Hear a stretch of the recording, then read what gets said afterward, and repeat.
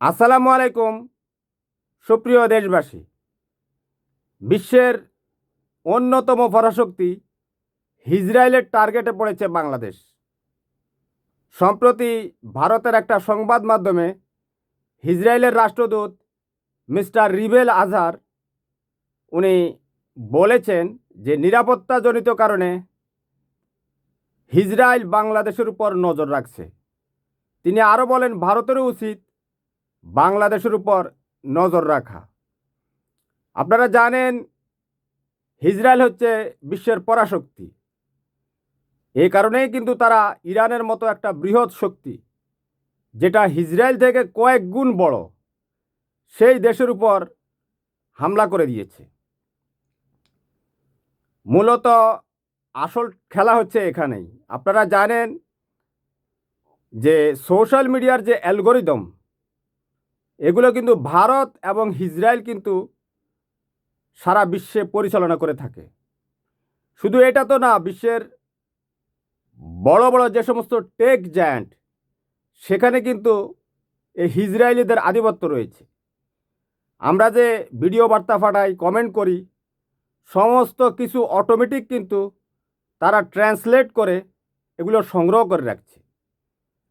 এই যে ইরানের উপর ইসরায়েলের নেতৃত্বে একটা বর্বরচিত হামলা হয়ে গেল, সেখানে বাংলাদেশের প্রায় 80 থেকে 85% মানুষই কিন্তু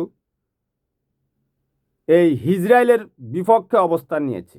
আপনারা সোশ্যাল মিডিয়ার যে কমেন্ট বক্সগুলো রয়েছে, সংবাদ মাধ্যমের যে কমেন্ট বক্সগুলো রয়েছে, আপনারা সেটাতে বাংলাতে কমেন্ট করেছেন, কিন্তু ইসরায়েলিরা সেটা ওই ইংলিশে ট্রান্সলেট করে অ্যালগোরিদম থেকে সমস্ত তথ্য নিয়ে নিয়েছে।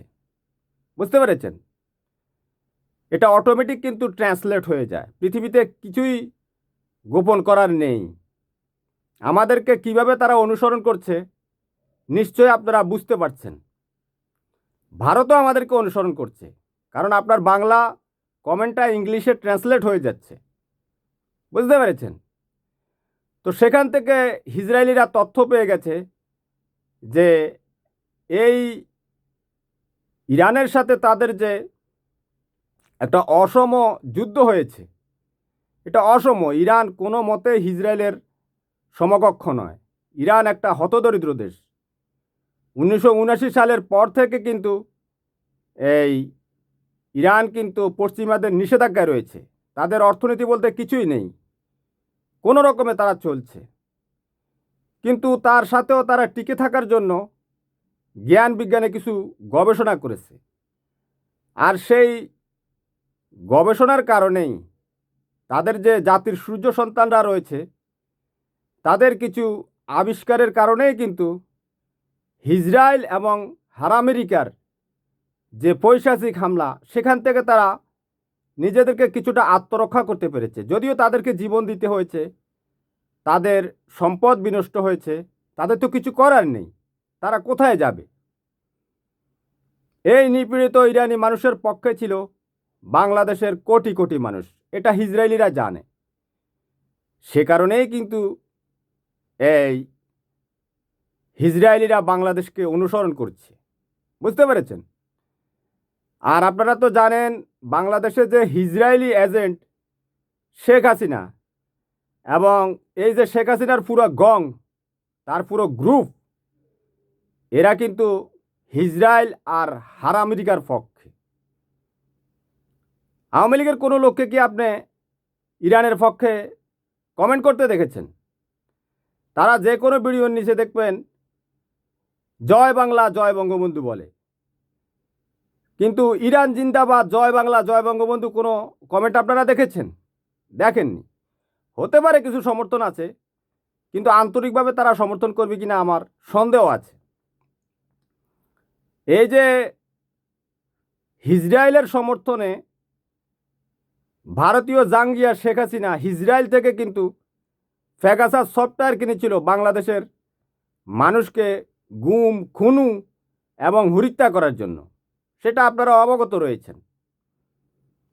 আপনার মোবাইলের ক্যামেরাটা কিন্তু এই ইসরায়েলি যে ম্যালওয়্যার, যে গুপ্ত লিঙ্ক, সেটা দিয়ে কিন্তু এই শেখ হাসিনা গংয়ের যে সমস্ত সদস্যদেরকে রাষ্ট্রীয় বিভিন্ন জায়গায় বসানো হয়েছে, তারা কিন্তু আমাদেরকে অনুসরণ করেছে। বুঝতে পেরেছেন? তার বদলতেই কিন্তু এই শেখ হাসিনা বাংলাদেশের পাসপোর্টে যে অ্যাকসেপ্ট ইজরাইল এই কথাটা লেখা ছিল, অর্থাৎ বাংলাদেশের প্রত্যেকটা মানুষ বাংলাদেশের পাসপোর্ট নিয়ে বিশ্বের সব দেশে যেতে পারবে, শুধু ইজরায়েলে যেতে পারবে না। এই কথাটা কিন্তু সে উঠিয়ে দিয়েছে। এর মাধ্যমে কিন্তু সে ইজরায়েলকে সমর্থন দিয়েছিল। রাষ্ট্রীয় সমর্থন কিন্তু বিভিন্ন উপায়ে হয়, কথা বুঝতে পেরেছেন? সেটা আমার আর আপনার এই চিন্তার বাইরে, জ্ঞানের বাইরে থাকবে। কারণ রাষ্ট্রীয় প্রধানরা কে কোন দেশের সমর্থনে থাকে এটা কিন্তু বলা দুরূহ।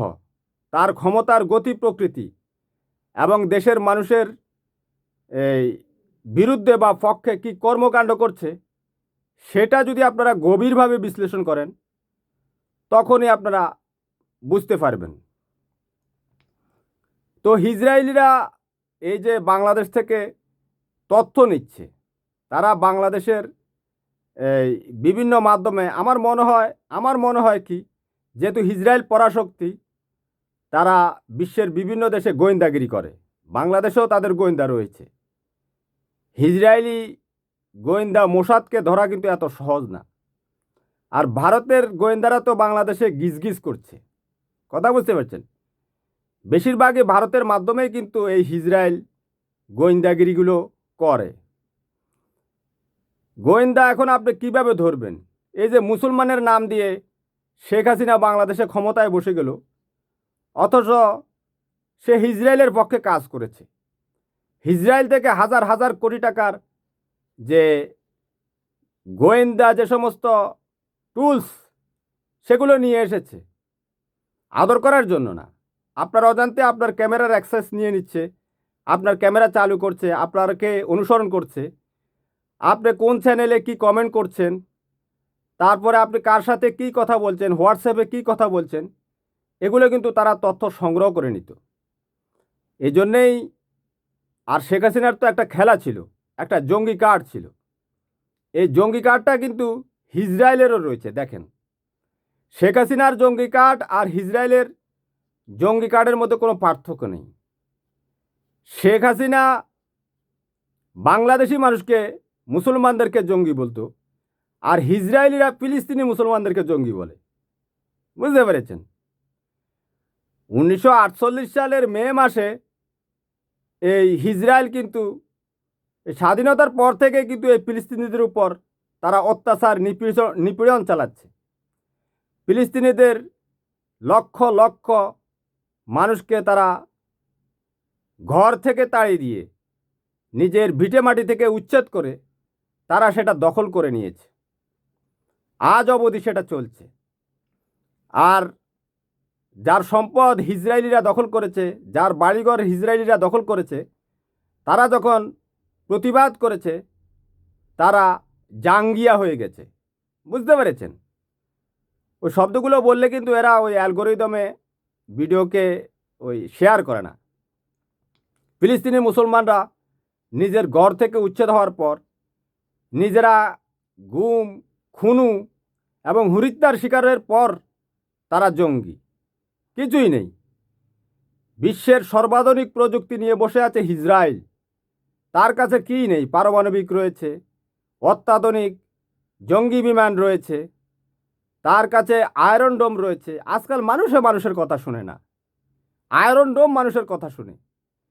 আকাশে কিছু উড়ার সাথে সাথে কয়েক সেকেন্ডের ভিতরে আয়রন ডোম তাদের রাডারকে ইনফরমেশন পাঠায় যে ওই আকাশে ওইটা দেখা যাচ্ছে, এই দিক দিয়ে ঢুকছে। পাল্টা আয়রন ডোম থেকে আরেকটা মিসাইল মেরে ওটাকে ভূপাতিত করে দিচ্ছে।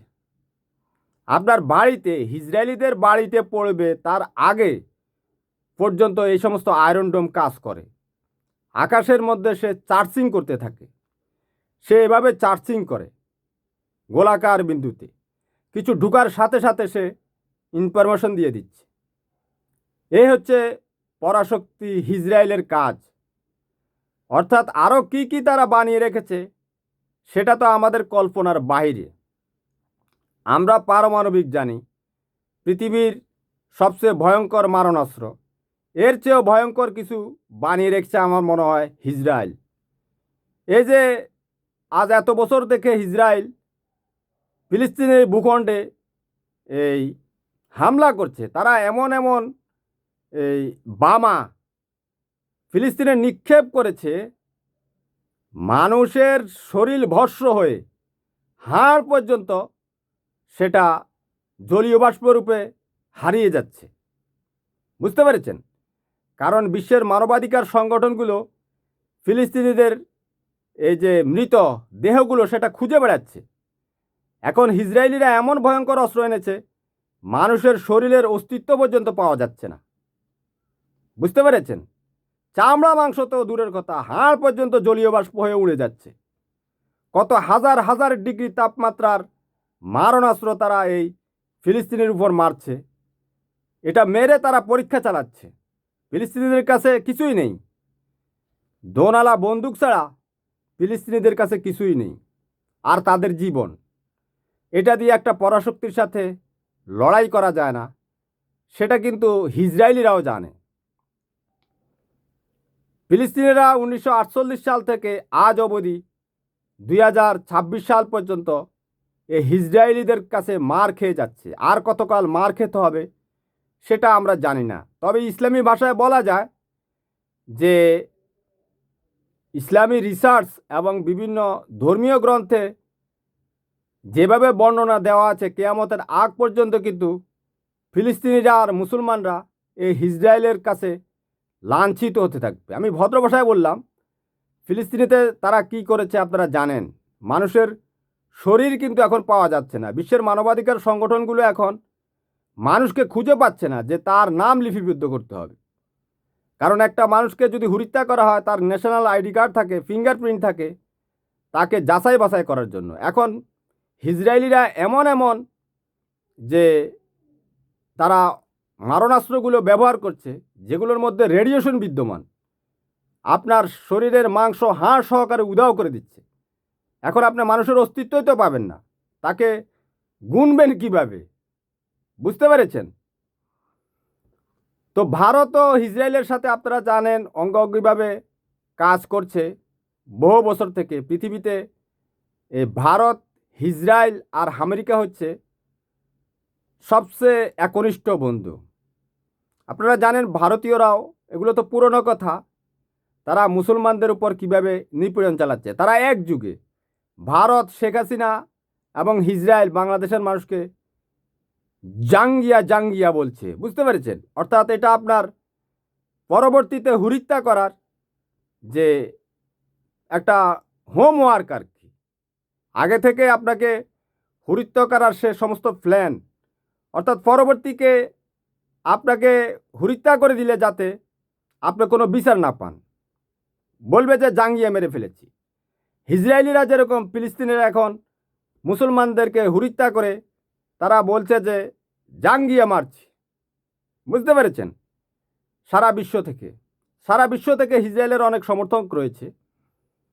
2023 সালের 7 অক্টোবর হামাস যে ইসরায়েলের উপর একটা হামলা চালিয়েছিল, প্রায় 60 জন ইসরায়েলি সৈন্যকে তারা হত্যা করেছে, হামাস হত্যা করেছে আর কি। আরও 250 জনকে অপহরণ করে নিয়েছে। 1948-এর পর ইসরায়েলের এই সবচেয়ে বেশি সৈন্য হারাবার ঘটনা এটা আমার মতে। ইসরায়েলিরা পাগল হয়ে রয়েছে। তারা এই কারণে গত কয়েক বছর 2023 সালের পর থেকে আর ফিলিস্তিনিদের উপর থেকে তাদের সে হামলা আর বন্ধ করেনি। তারা মনে হয় পুরো ফিলিস্তিনকে শেষ করে না দিয়ে কিন্তু তারা ছাড়বে না। মার্কিন প্রেসিডেন্ট মিস্টার ডোনাল্ড ট্রাম্পও বলেছে ইসরায়েল চাচ্ছে মনে হয় ফিলিস্তিনের সমস্ত বাড়িঘর উড়িয়ে দিতে। কথা বুঝতে পেরেছেন? কারণ মার্কিনিরা তো ইরানের সাথে একটা এই সমঝোতা করার জন্য এগিয়ে যাচ্ছিল, কিন্তু ইসরায়েল বাধা দিচ্ছে। ইসরায়েল তো পরাশক্তি, তো ইরানের সাথে এখান দিয়ে আমেরিকা তারা চুক্তি করছে, এখান দিয়ে ইসরায়েল আবার লেবাননের দিকে অগ্রসর হচ্ছে, আবার লেবাননের পর হয়তো ইয়েমেন বা অন্য কোনো দেশের দিকে অগ্রসর হবে।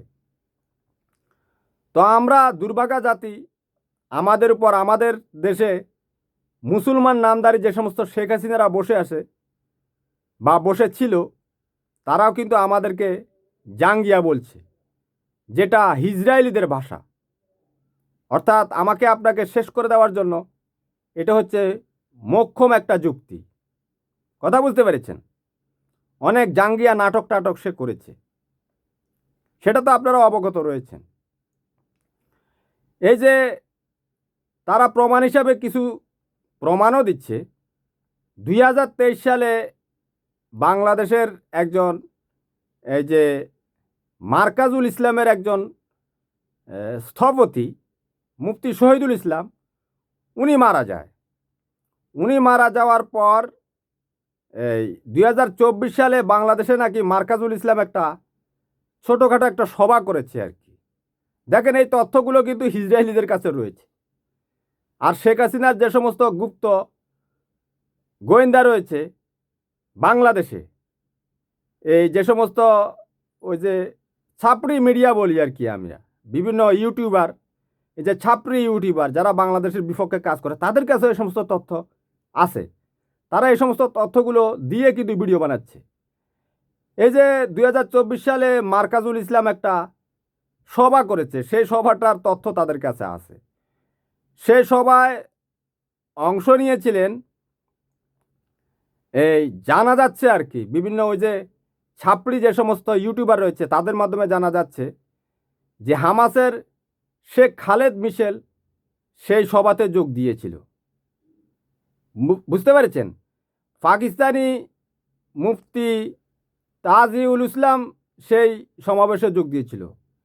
পাকিস্তানি মাওলানা ফজলুর রহমানও নাকি সেই সভায় যোগ দিয়েছিল। এছাড়া ফিলিস্তিনের এই হামাস নেতা শেখ খালেদ কুদ্দুমিও সেই সভায় যোগ দিয়েছিল শেখ খালেদ মিশেলের সাথে। তো এরা তো শেখ বংশের লোক। শেখ খালেদ কুদ্দুমি, শেখ খালেদ মিশেল, এরা যদি জঙ্গি হয় তাহলে তো শেখ হাসিনাও জঙ্গি, শেখ হাসিনাও তো শেখ। কথা বুঝতে পেরেছেন? অর্থাৎ ইসরায়েলিদের কাছে কোনো শেখ ভালো, কোনো শেখ ভালোবাসা পায়, আবার কোনো শেখ ঘৃণা পায়, যেটা ফিলিস্তিনিরা পাচ্ছে আর কি। সেটা আপনারা অবগত রয়েছেন। আপনারা হয়তো নামাজে পড়ে বা ফিলিস্তিনিদের দুর্ভাগ্যজনক এই জীবন দেখে আপনারা হাই হুতাশ করেন। হাই হুতাশ করে কোনো লাভ হবে না। এখন আর মুসলমানদের কোনো কিছুই করার নেই। মুসলমানদেরকে স্যাটেলাইট থেকে অনুসরণ করা হয়, গোয়েন্দা স্যাটেলাইট থেকে। মুসলমানদের মাথায় শুধু টুপি আছে, বুঝতে পেরেছেন? আমেরিকা, ইসরায়েল আর ভারত, তারা কিন্তু এই মুসলমানদের মাথার টুপি ছাড়া আর কোনো কিছু দেখে না। মুসলমানদের আর কিছু নাই তো। কথা বুঝতে পেরেছেন? এটাই আছে, শুধু মাথার টুপি আছে। এই টুপি দেখেই কিন্তু তারা চিহ্নিত করে যে এটা হচ্ছে জাঙ্গিয়া। বুঝতে পেরেছেন? অর্থাৎ হত্যা করার জন্য আর কি। কারণ টুপি পরে সে মসজিদে নামাজ পড়তে যায়, তো নামাজ পড়তে গেলে আপনাকে এই তারা টার্গেটে করবে। শেখ হাসিনা অনেক লোককে নামাজে যাওয়ার সময় ধরে নিয়ে গেছে না?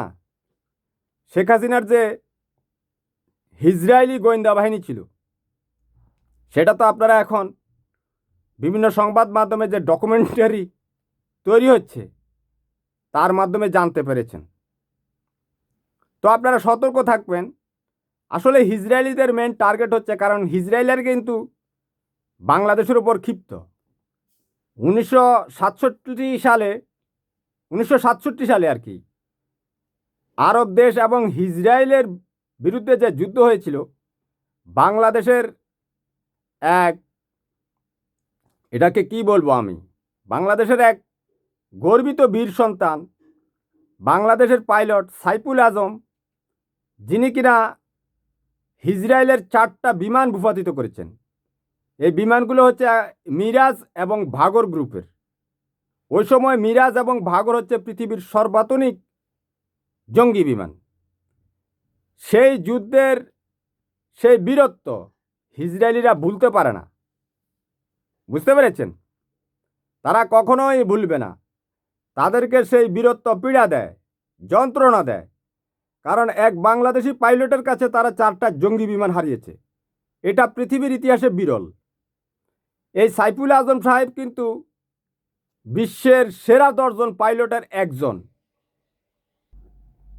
এই যে বাংলাদেশের বীর সূর্য সন্তান, বাংলাদেশের বৈমানিক, বাংলাদেশের বিমান বাহিনীর একজন গর্বিত সদস্য, যিনি পূর্ব পাকিস্তানের হয়ে অর্থাৎ বর্তমান বাংলাদেশের হয়ে এই সাইফুল আজম সাহেব ইসরায়েলের যে মিরাজ এবং ভাগর গ্রুপের 4টা বিমান ভূপাতিত করেছে।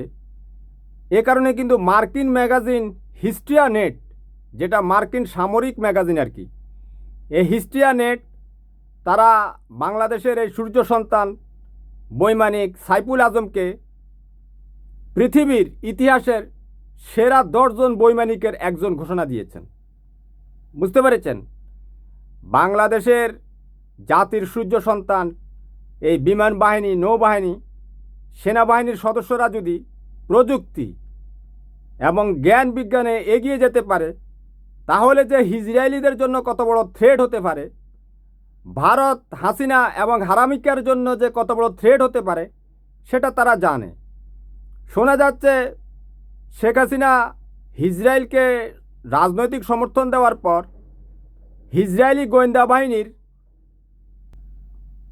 সদস্য মোসাদ এই বাংলাদেশের জাতির সূর্য সন্তান এই পাইলট সাইফুল আজমকে নাকি তারা এই অনুসন্ধান করেছে।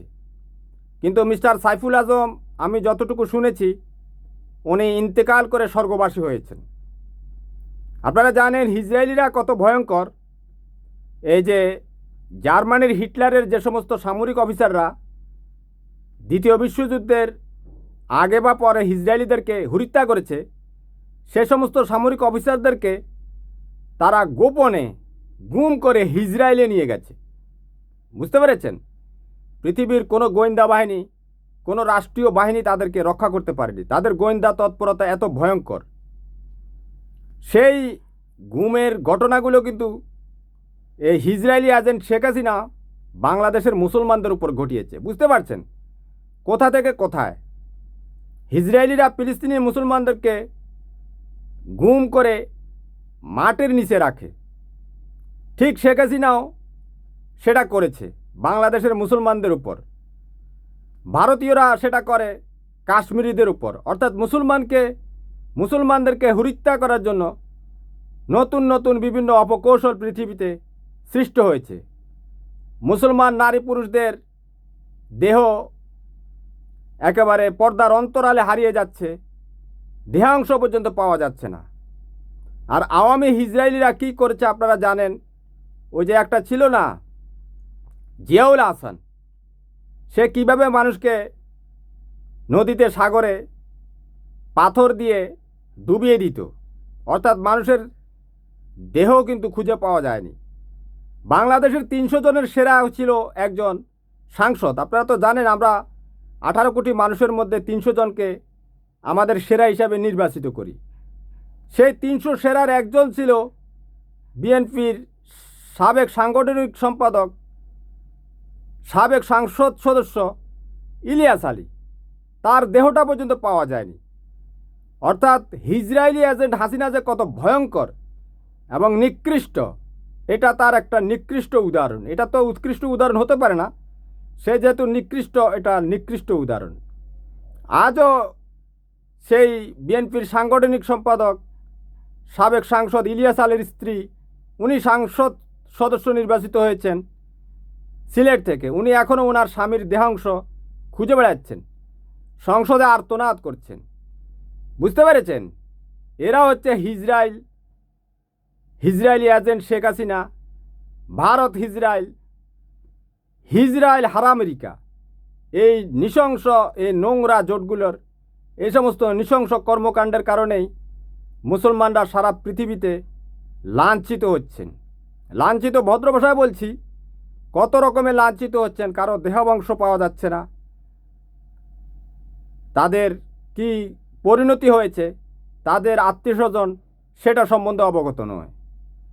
আজ এই পর্যন্তই থাকুক, পরবর্তীতে অন্য বিষয়ে আপনাদের সাথে আলোচনা হবে। সে পর্যন্ত আল্লাহ রাব্বুল আলামিন আপনাদেরকে সহি সালামতে রাখুক। আল্লাহ হাফিজ।